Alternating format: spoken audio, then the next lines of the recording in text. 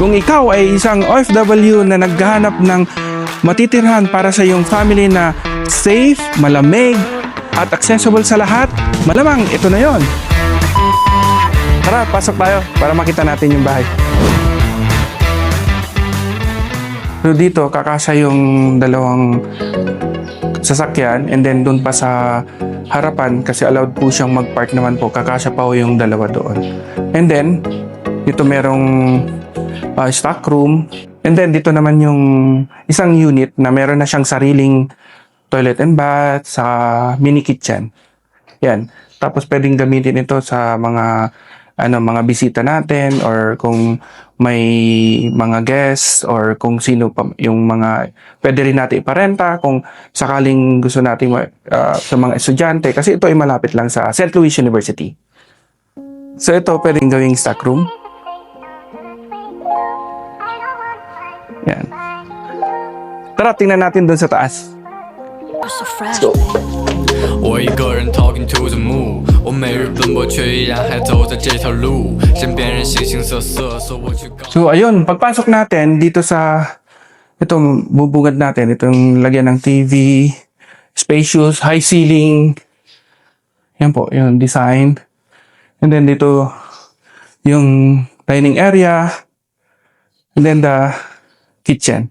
And then dito sa master bedroom, ito po siya. Spacious.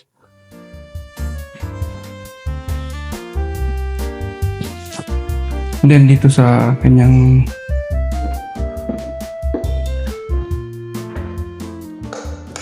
so ito po yung ating kitchen. Ito yung sa lutuan. And then ito yung cabinets. Then meron din ditong common toilet and bath. Ito po.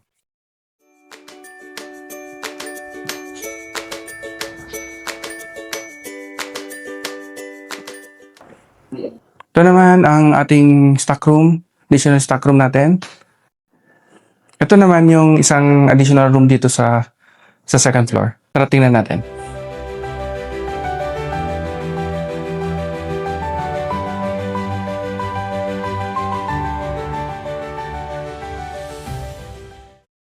At dito naman yung additional na room para sa mga guests or extra kids po natin. So, tingnan natin dito sa taas. And dito naman yung additional room din para sa isang bisita o sa mga kamag-anak natin. And ang maganda nito, may sarili na siyang CR.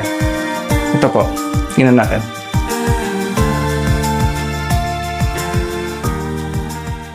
So dito, ang maganda sa bahay nito is meron siyang high ceiling. Yung spacious talaga, tapos hindi mainit. And then malapit siya sa SLU. And then yung spacious na car parking. Kasi yung isa sa mga problem dito sa Baguio is yung konti yung parking space. Kaya perfect po ito sa mga naghahanap ng na mas madaming mga sakyan na 3 to 4 cars. So ayun.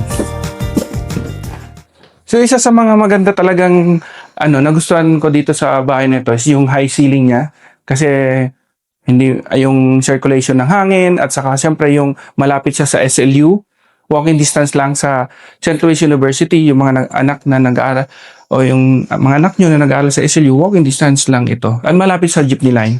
And then kung may 3 o 4 kayong sakyan, perfect po ito para sa inyo dahil marami pong parking area. And then dito naman sa likod is dito yung ginagawang laundry area and then dirty kitchen. Kaya ito lalagyan ng polycarbonate. Dito siya. Spacious siya. Pwede tayong magluto dito. Dito yung sa laundry area. Dito sa area na to, dito yung sa laundry area saka dirty kitchen. Kaya makita po natin pag ito po may exit din dito or ituro ko na dito na. So ito yung another entrance papunta dito sa likod, papunta dito sa laundry, sa dirty kitchen. Kaya pagka baba po na datin sa parking area, dito na tayo didiretso kasi yung mga pinamalengke natin, mga gulay, mga isda o mga prutas, lalapag na lang natin dyan para dito diretso lilinisan at bago natin ilagay sa refrigerator. And then, dito na yung entrance dito sa likod. Papunta sa kitchen. Ano naman yung sa likod? Dito naman sa area nito, so dito pwede rin namang maglagay pa ng mga mini garden set, di ba? Pag sa hapon, kasi malamig sa dito sa area na to. And then, meron din pwedeng gawing garden, plant boxes, pwedeng taniman ng mga halaman. May exit naman po siya dito. Ito po. So, dalawa yung Yung space, dalawang exit. Dalawang entrance din. Man's gate, yung dito. So, yung bahay na ito, dito sa Ciudad Grande Phase 1, Bougainvillea Street, ay merong lot area na 168 square meters. And then, ang floor area niya ay 150 square meters more or less. Na merong 4 bedrooms, 4 toilet and baths, and kakasya po yung 4 na sasakyan dito sa may parking space. 2 dun sa loob and 2 din po dito sa labas.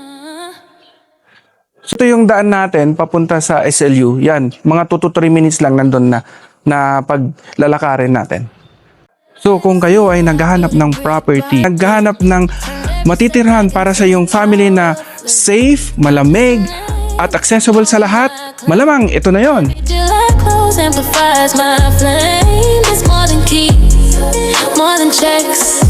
This what happens when hustle connects. Money so to raise me. Empire bread.